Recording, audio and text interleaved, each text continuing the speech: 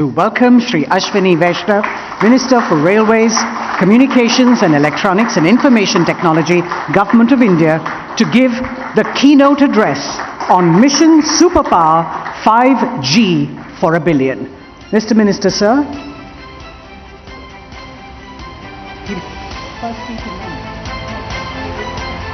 Okay. All right.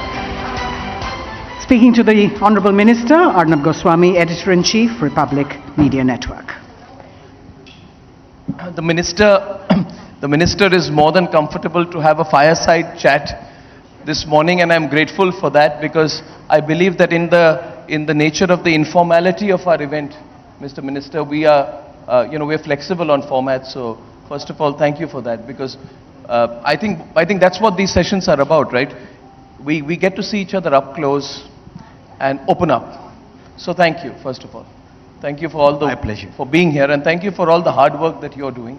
I have been told by our reporters this morning that you do 15-hour days, straddled across 3 of the most important ministries in this government. And so first of all, kudos to you for all the hard work. I think that fact that you find time for us is a big thing for us. So I want to first have a round of applause for you for that. Thank you very much. Thank you. It's truly remarkable. So may I start by just asking you a personal question, Mr. Vaishnaw, before we go to the brass tacks. How is this shift, to a political role? And as I was asking you just before this event, today do you see yourself as a politician, a technocrat? How would you define yourself in this role that you're doing? And personally, how has this transition been for you? If we look at what politics of Prime Minister Narendra Modi ji is, he has redefined politics. For him, politics is making a transformational change in people's lives, especially people at the bottom of the pyramid. If you take that as the definition of politics, yes, I am very comfortable being that. Absolutely no difference in what one would have done as a bureaucrat, as somebody who's trying to make a difference in people's lives in the districts, in field level, and now at a much larger level. I don't see any friction in this shift. So we'll go through all the policy questions now because a lot of headlines will be made from everything that you say, and I hope you open up. How is the faster rollout of 5G made possible? Were you working on deadlines? Are you overcommitting on deadlines? Are you sure of delivery? See, industry was expecting that normally after the spectrum auctions, it takes generally a few months for the spectrum to be physically allocated, letters to be done, the harmonization of all the frequencies which has to be done. It takes generally earliest possible is a few months. It actually happened in one day. It actually happened in one day. It's amazing. So, I thought it was about 2 weeks since the letters of allotment were issued and all happened within 2 weeks of the auctions. But you're telling me it happened in a day. What's the inside story? 2 weeks is basically the time which is given to the telecom service providers to make the payments. As soon as the payment was done, I think the payment was done on the evening of I don't remember the date now. Within 24 hours of that, the spectrum letters were out. So why these sharp deadlines? We have a leadership which believes in performance, which believes in delivery, which believes in making sure that whatever people's aspirations are, those aspirations are met with full vigor, full force, full commitment, and that's what all of us are trying to do in today's And what will 5G mean for India's Atmanirbhar journey?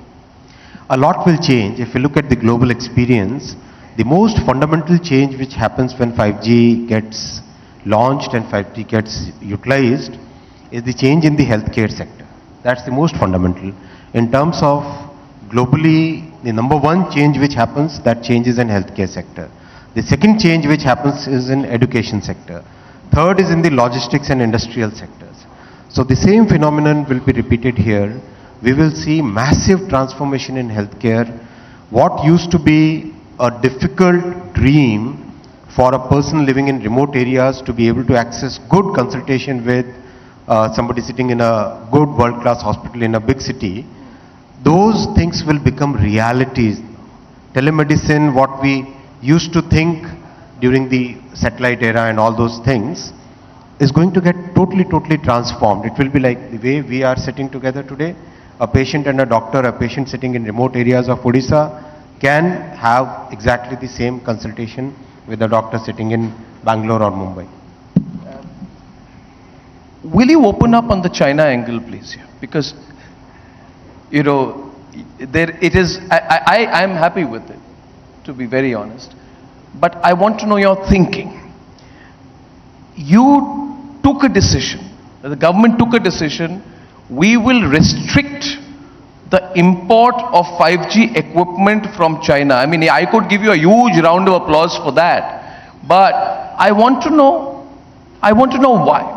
I know it's great. We will be the first country to use indigenous 5G, which is fantastic, isn't it? Completely indigenous 5G in the country. But I want to know, isn't it great, Mohan? Fantastic, indigenous 5G. But why did you take a decision to keep China out?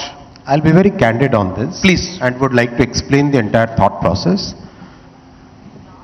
There are certain technologies which every aspiring nation should try and master. That doesn't mean that you shut yourself, we shut ourselves out from the world. The idea is, we should, our engineers, our technicians, our people are among the best in the world. They are doing the best developments for the whole world. If we have a clear strategic vision and take this call that we will develop certain technologies, come what may, we can achieve it. I'll give two examples of this. First is the 5G stack. End to end, if you look at the entire technology spectrum, there are only 5 countries in the world which have the complete end-to-end 5G technology stack. And now we are joining that club as the 6th country. It's not an easy task. What was important is Prime Minister had complete faith and complete commitment in our ability to deliver. No other leader would have given that kind of clarity of thought, clarity of purpose, which PM Modi has given. We could have kind of fluctuated saying that no, people are demanding 5G and we are not able to provide 5G today. Some countries have already gone ahead.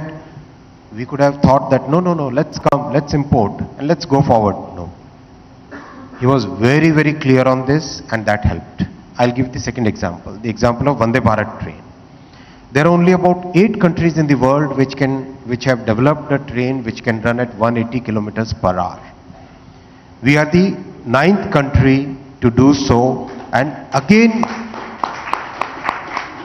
the goal which PM said that we must have a world-class train for our own people. The thought process within the system was that go out, go import from Germany, import from France, import from Japan. But PM said no. He clearly said no. He clearly said no. It has to be developed by our own engineers. Again, it's that thought process of becoming technological leader, having that confidence in our ability to do, having that confidence in our engineers' ability to develop. That's what is making this big difference. You think that political conviction was not there earlier? If you go back, I can give you 100 examples. You take any particular technology, you take any particular sector, take the defense equipment, right? Where was the political commitment to try and develop our own guns? Where was the political, even things as simple as a rifle, right? The thought process, I'll tell you what has changed.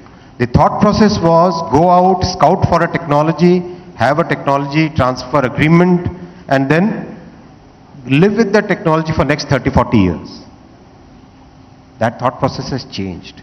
The thought process is make in India, design in India, wherever possible, indigenize as much as possible, bring the entire supply chain into India. That's the thought process. That's a very big difference. Now I also know you're a politician because you avoided my China question. The minister thinks I'm trying to get him into Mr. Jaishankar's realm. But I'm curious, I greatly appreciate it, I totally agree with you. I mean, if you look at, I'm going beyond your ministry, I remember way back when I was a reporter, I did a story on a massive public sector undertaking in our country which was working in the field of drugs and pharmaceuticals.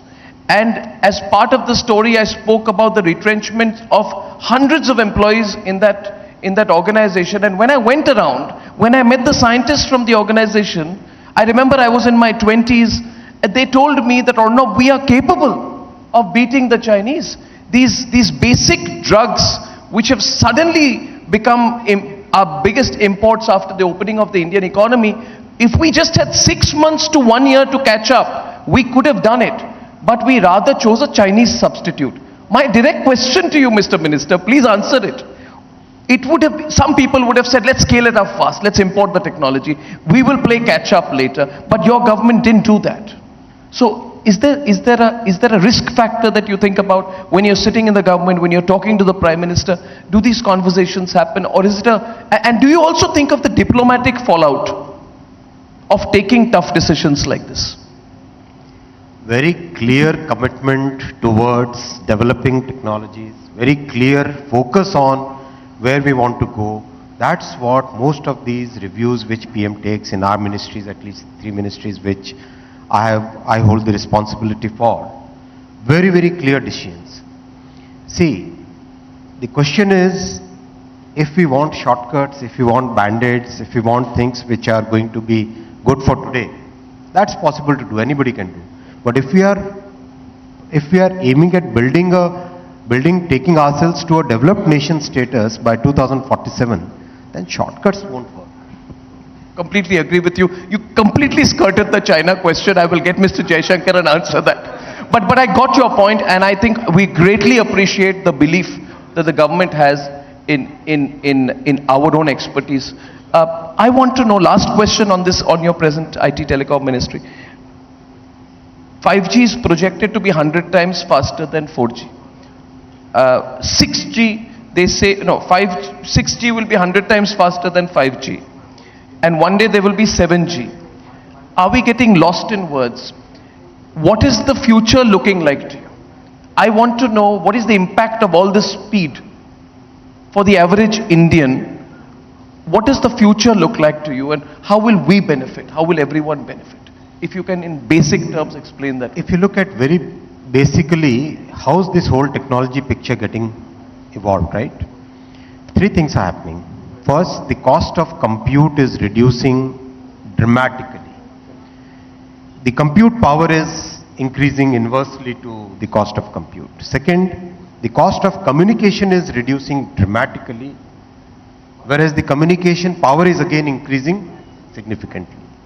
Third is the cost of sensors is reducing phenomenally, like it's almost like 17% CAGR. And the number of sensors which are available with a very small footprint, they are increasing dramatically. The convergence of these 3 factors is changing practically everything that we see. There are examples of using 5G where exactly as per the water requirement of a plant, you can give exactly the exact number of drops that have to be given to that particular plant, you can do that. So those are the changes which are happening. How the world will look, I would like to again put it in the context of what we are thinking. We as government are thinking, we as the team of Prime Minister Modi is thinking. After almost 30-40 years, first time in the International Telecommunications Union, first time India's IP rights was recognized, included as a part of the standards, and today the 5G standards has India's IP rights incorporated in for the first time. It's not a small feat because the entire telecom industry is kind of controlled by 4 or 5 big players, and those 4 or 5 big players will never let anybody have a seat at the table. First time we were able to snatch, we were able to make our presence felt. Now in 6G, Prime Minister has given us the lead that we have to be the leader. He has given us that target. And already we have invested significant amounts of time and resource and funds in getting the 6G developments in place. Already we have more than 15 patents. We have more than 15 patents for 6G technology. Our teams are today called for all the major discussions. We have a clear roadmap laid out for taking the lead. Now the lead is not just in rolling out, Arnab. The lead is in technology. The lead is in making sure that we are the technology leaders in 6G. It's not just rolling out. It's very, very important. Today we have 35 manufacturers of telecom equipments. We have 5 manufacturers, designers of good quality radios, which is the most critical equipment. We have our entire core network developed by 2 entities in the country, one a government entity, one a private entity. You cannot imagine the power it puts in the hands of our country.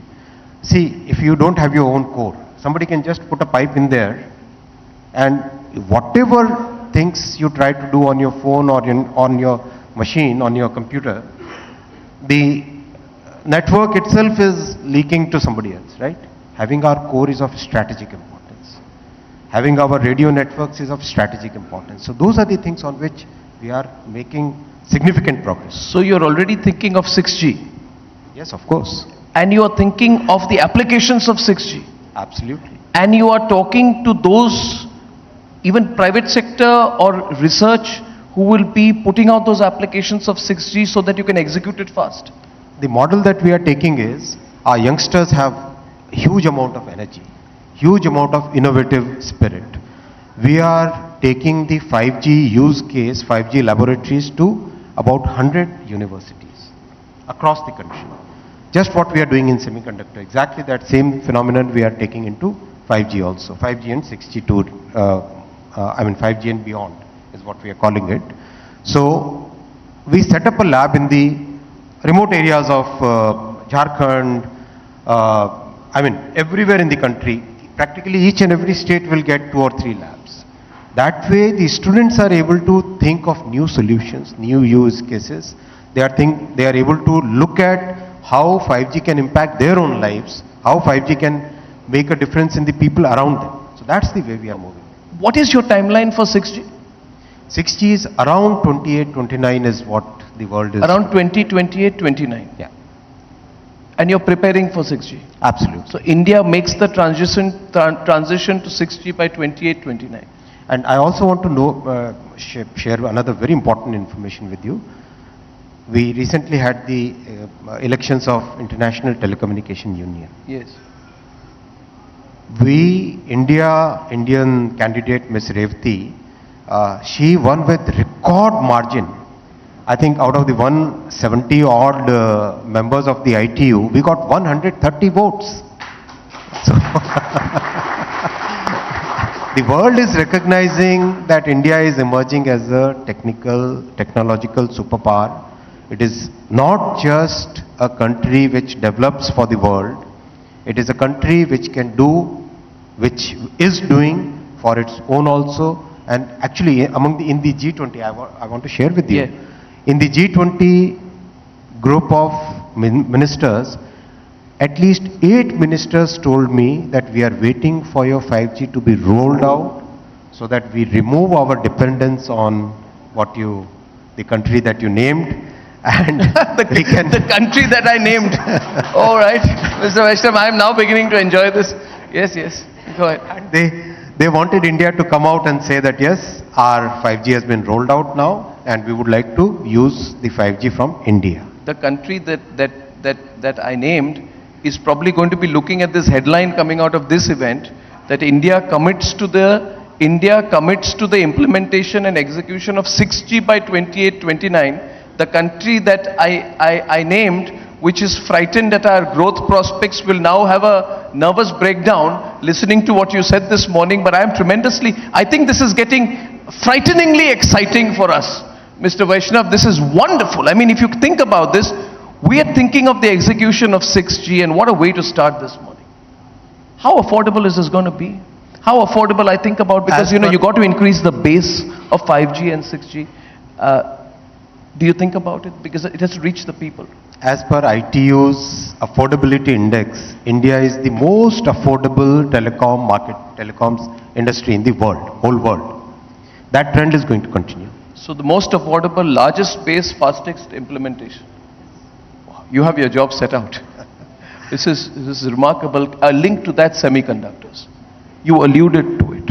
Now my question is, how is the government planning to achieve the target of the semiconductor industry amidst a massive global shortage?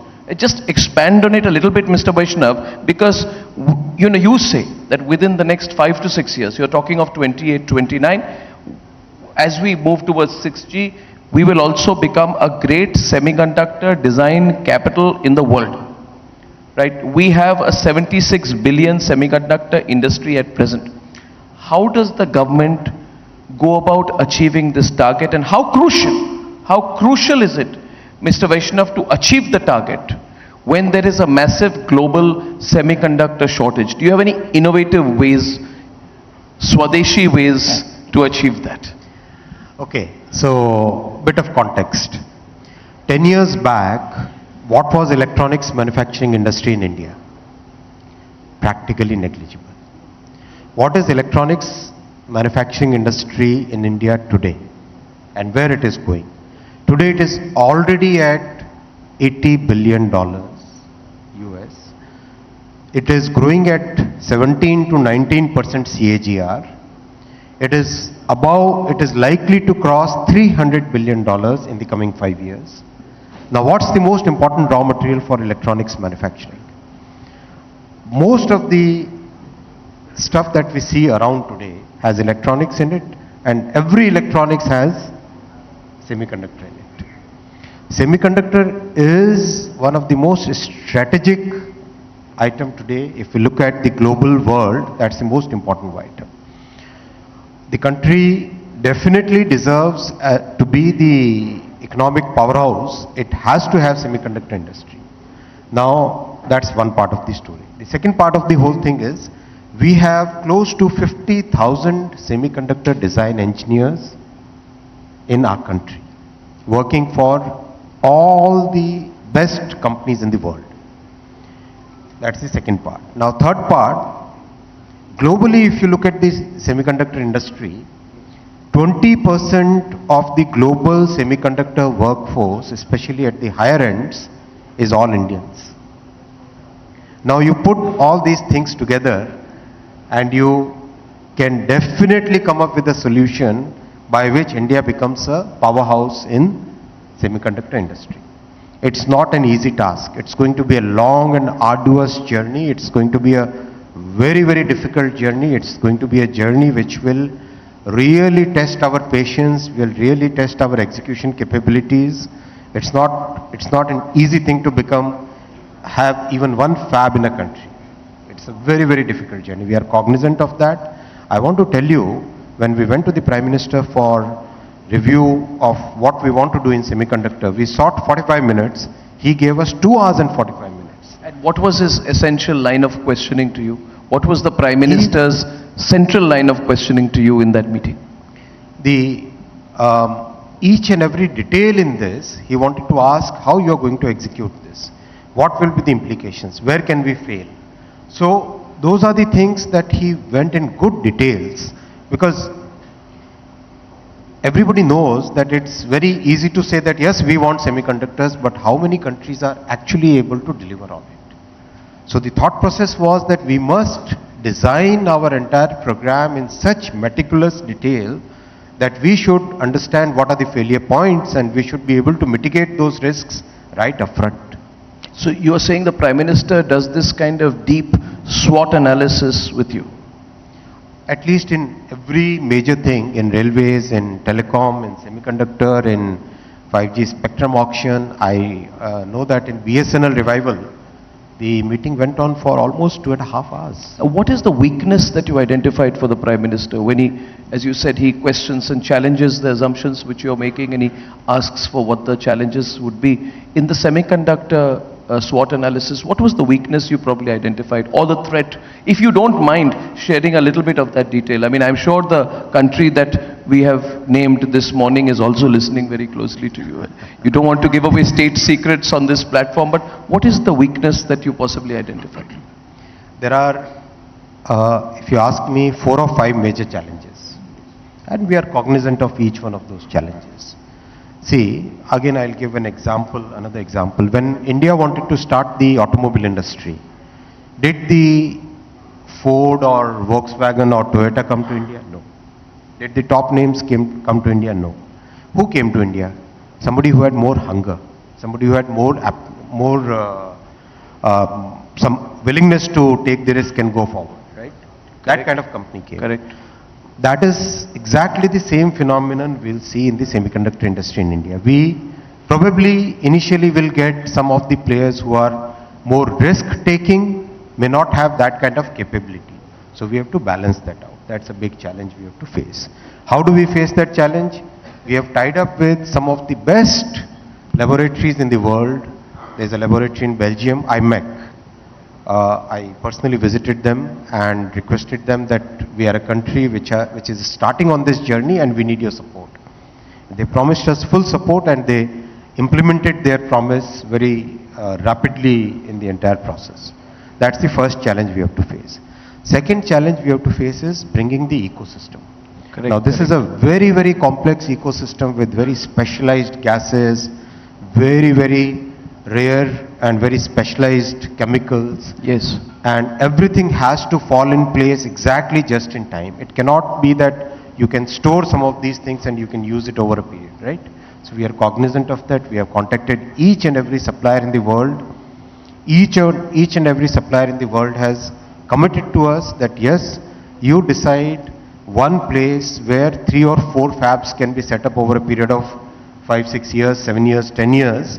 Then we come and we set up our entire base there. I'm very candidly sharing these things. Yeah, please. Because it's not that, please. I don't want to tell you that everything is hunky-dory, it's a very easy journey. It's not an easy journey. No, it's a very difficult journey. It's a journey where so many countries have floundered, they have failed, and we don't want to fail, we want to succeed, and if we want to succeed, then we have to prepare for it. We cannot just go in with blind eyes, right? Yeah. That's the second big challenge. The third big challenge will be on lots and lots of crossfire over who owns the IP. Yeah. So in semiconductor industry, there is always an IP created up to a point and you take that IP and beyond that you build over it. Yes. So that requires very strong legal structures, very strong contracts, very strong agreements.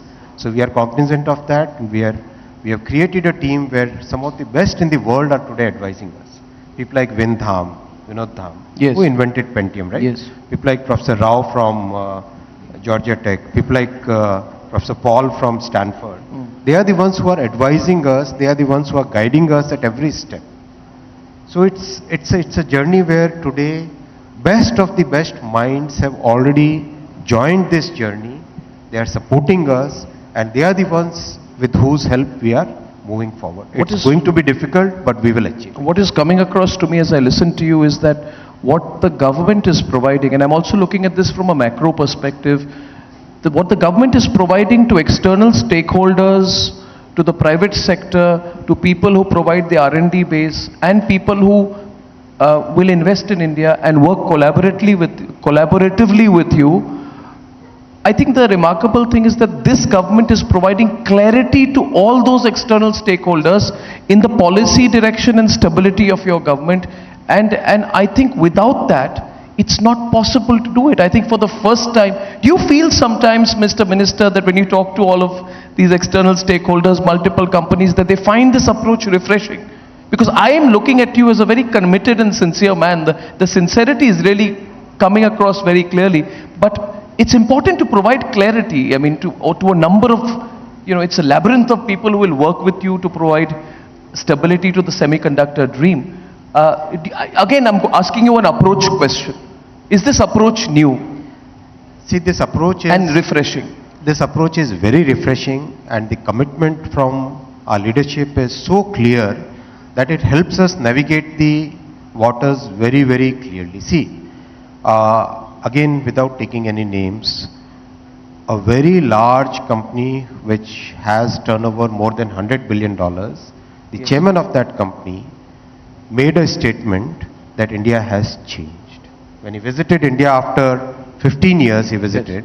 He didn't visit for a very long period. Yes. And he was so surprised by the candidness, by the freshness, by the sincerity of the approach, and he met Prime Minister. The meeting went on for almost an hour and 15 minutes. Yeah. It was like, Yeah. it was a totally different experience for him, because which Prime Minister in the world is willing to give that kind of time and energy and support for developing a very good long-term future for the country? Yeah. No, I think this clarity is so important. And I also appreciate the candor and depth with which you are sharing details this morning. Mr. Minister, let me tell you, as a journalist over 10, 20 years, I've seen symbolic statements by ministers who come to events like these, make their 5-minute speech and then, leave. I think it's amazing that you have a minister heading 3 significant portfolios who is going into this level of detail in a public forum like this.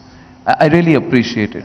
Mr. Minister, if I can extend the time a little bit and ask you a few more questions. We are all invested in the digital economy of this country. What does the future hold for digital India? We're going to go into a $1 trillion economy by 2030, not 800 billion, I think be trillion. In this scenario, a new version, and as much as you can share, of the data privacy, data protection bill is presently underway. It's in the works. If you can share, what are some of the key details, or what are the key changes that the government plans on bringing about in this aspect, and what effect will it have on India's digital economy? As much detail as you can provide at this stage about the data protection bill. 5, 6 questions in one question. That's Arnab. As much as you can share. I want to draw you out this morning. I want to draw you out, since you appear to be in the mood to share generously, please. Okay, so we have actually entered a totally new world, totally new economic phase. The industrial phase is over or getting over. The digital phase is what we have entered in as the entire world, not just India. India has made much bigger progress compared to many other countries in the way digital has been rolled out. Now, can we have a legal framework of the previous century for this century and for the coming decades? No, we cannot have. So, how do we approach this? Time's up. No, that's all right. I'm extending the time. We are at ease, please. Okay, Please. so our approach has been look at a very comprehensive framework, starting with the entry point, which is telecom. Second, a very important point which concerns the entire IT industry, which concerns every citizen, that is privacy. Third, there were many structures of the age when internet had just begun the journey, which had just entered. Many of those structures need to be totally revamped. Things have changed, internet use has changed, the way internet is used has changed, the way internet is governed has changed. All those structures we need to change. So these are the 3 big pieces of legislation. First big piece is the telecom bill. In a very consultative process, we first uploaded a consultation paper. Basis the inputs, we published a draft telecom bill, and that draft telecom bill has been uploaded for consultation, and we have received fantastic, excellent feedback. In fact, one of the magazines, again I won't take a name, pardon me for that, but that magazine generally criticizes our government. In their editorial they wrote that this is the the best draft of any bill they have seen, because the language is very clear, language is very simple, very straightforward, there are no cross connections anywhere. Hundreds of illustrations are given so that the point is clearly defined. wherever possible, the definitions are within the context of the section, so that people can understand. PM has given us a framework. He says that law saral honi chahiye. So saral has a full name. So basically the whole thing is that it has to be a very clearly, easily understandable framework. Laws are made for the people. People should be able to understand it. The same philosophy we are putting in the data protection bill. Again, we are drawing from the experience of what Europe has gone through. Europe has actually lost its innovative capability because of the way GDPR was defined. We want to be out of that. We have a huge innovation ecosystem in the country. We have more than 100 startups which are unicorns. We have 74,000 startups registered. We want our innovation system to flourish, not to get stymied by the data protection bill. That is the second thing. Third, the world has entered a digital era. Why should our implementation of law be still in the paper era? Is there a pushback? Absolutely not. Not? Absolutely not. It's a very progressive way, it's a very forward-looking bill, and I'm sure once you see the bill, you will really appreciate the thought process which has gone in it. Prime Minister has again and again said that nothing should be done without proper consultation. And we are following that process. We are consulting almost every stakeholder possible, and when the draft bill comes, that will again be uploaded for consultation. Basis the inputs from general public, anybody who wants to share something, we will take with a very open mind, very sincere effort, and make sure that the bill which finally goes to the parliament is a bill which is by the people, for the people, of the people. No, that's fantastic. Mr. Minister, the cabinet approved some 10,000 crore rupees recently for the redevelopment of the Delhi, Mumbai, Ahmedabad railway stations that we saw recently. And we've been seeing these models which come sometimes on the internet of the futuristic, super futuristic railway stations. They are going viral. Will we be seeing a string of bullet trains next? Because we're talking about infrastructure to a great extent today. What's the vision there? What's the vision? What is your schedule, say, by 2026, 2027 on that? Listen, again, railway is something very close to Prime Minister's heart. Yeah. He is like he knows everything, almost everything about railways. When I go for meetings, that's the subject on which I prepare the most. Really? Yeah, because he knows. We cannot say that this is what is happening here, this is what is likely to happen. He'll ask you a question which is so much connected with the actual operations on the ground, on the platform, on the stations, that you'll be like, oh, I should have prepared more. So that is the kind of thing which we have a very tough boss. So, what's the vision? What's the vision? So the whole thing is... See, can I simplify the question before you go into... I'll tell you where I'm coming from. All of us are associated with railways. We have our own memories, etc. in the future. Now, you have a troll brigade behind you. When there's an accident, they will troll it. You know what I'm talking about. This futuristic vision that you're presenting for this kind of 10,000 crore, 20,000 crore investment in railways, public-private partnership, is it for the Aam Aadmi? How does it benefit the Aam Aadmi's experience? It is for the benefit of each and every person traveling by railways. It is for the benefit of each and every citizen of this country. See, what's the big picture here? I'll tell you, maybe again and again it's showing times. Please don't look at that. I have in my entire life never looked at the clock when I'm anchoring. That's why when I started my career, Mr. Vaishnaw, I started with a half-an-hour program. I'll tell you, then they said they couldn't discipline me. By 2006, I was given a 1-hour program. Then by 2010, I was given a 2-hour program. So don't worry about time, sir. Time is infinite. I'm a bit... No, I shouldn't tell you that as a minister. I'm very finicky about that. No, but I want you to go into a little bit of detail. Because, I'm very excited about this. I remember from Guwahati, when I used to travel to Delhi by sleeper, we used to change trains. And used to go get down at Barauni and change the trains. Now I want that vision of 400 Vande Bharat trains, which has been laid out in the budget. What's your timeline for that? I just want to know, I began with 5G, I want to end with railways because I want to look at physical infrastructure and IT infrastructure and then understand the sense of it. Please. For me, time is very finite. No, please. I know it is, but I please, really wish I had as much as you can. As much 4 hours in a day. As much as you can. More. Please. So the vision is very clear. First and foremost, passenger experience has to change. Without being an extra burden, without putting any extra burden on the passenger experience has to change. Difficult task, but achievable. Second, safety has to be paramount. Safety has to be paramount. Third, very clearly we have to fundamentally change the technology that we have had for 50, 60 years.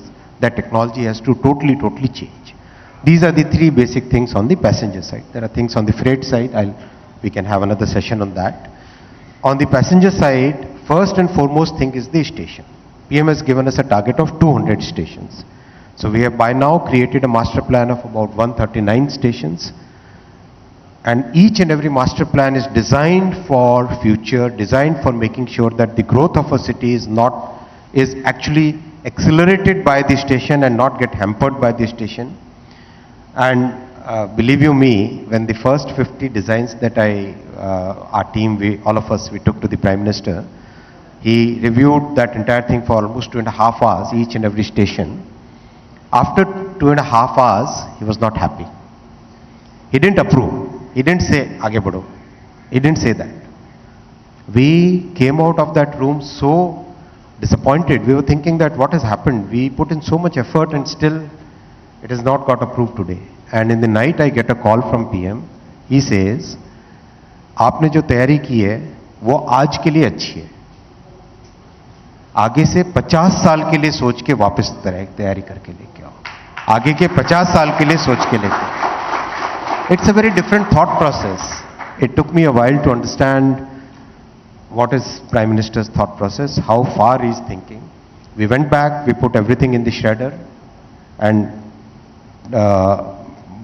took some of the best architects, some of the best town planners, some of the best designers. We took them, sat in long workshops.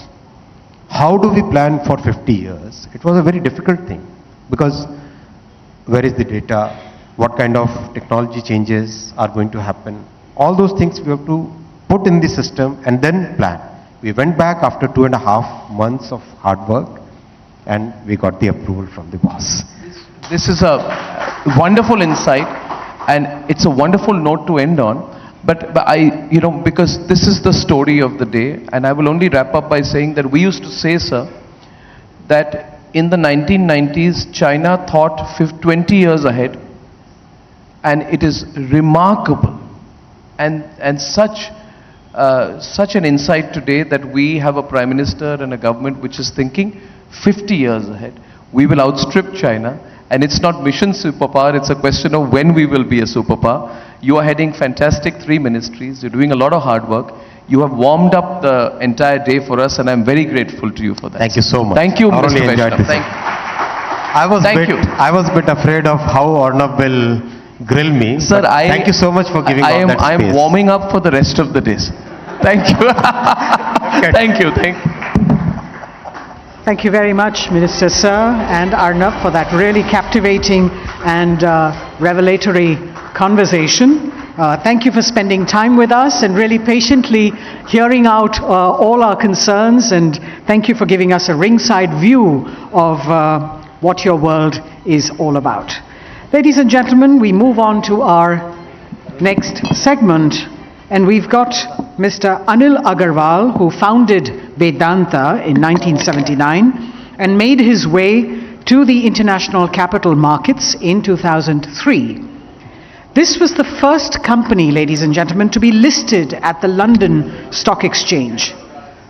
Prior to Vedanta, Mr. Agarwal also founded Sterlite Industries, which became the first industry in India that set up a copper smelter and a refinery. Vedanta Resources, headquartered in London, is a globally diversified natural resources conglomerate with interests in zinc, lead, silver, copper, iron ore, aluminium, power generation, and oil and gas.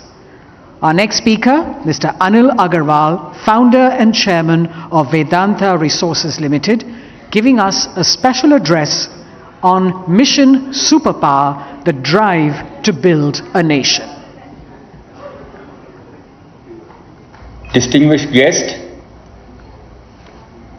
it is my privilege and honor to be with you. I wanted to be personally there, but my passport has gone to embassy. I can talk about our India, I can talk about the opportunity, I can talk about myself and giving back. India today is in a sweet spot. I never felt and feel in my life what I am experiencing today. The world is looking to India. Our tall leader, our Prime Minister, Shri Narendra Modi ji, because of geopolitical situation, 1.4 billion people and the huge market in India, Indian people credibility, the hard-working people has put a spotlight on us.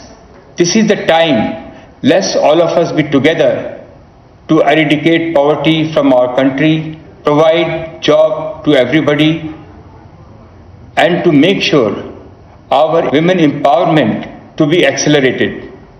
I never seen the government to be so active, positive in India. We have come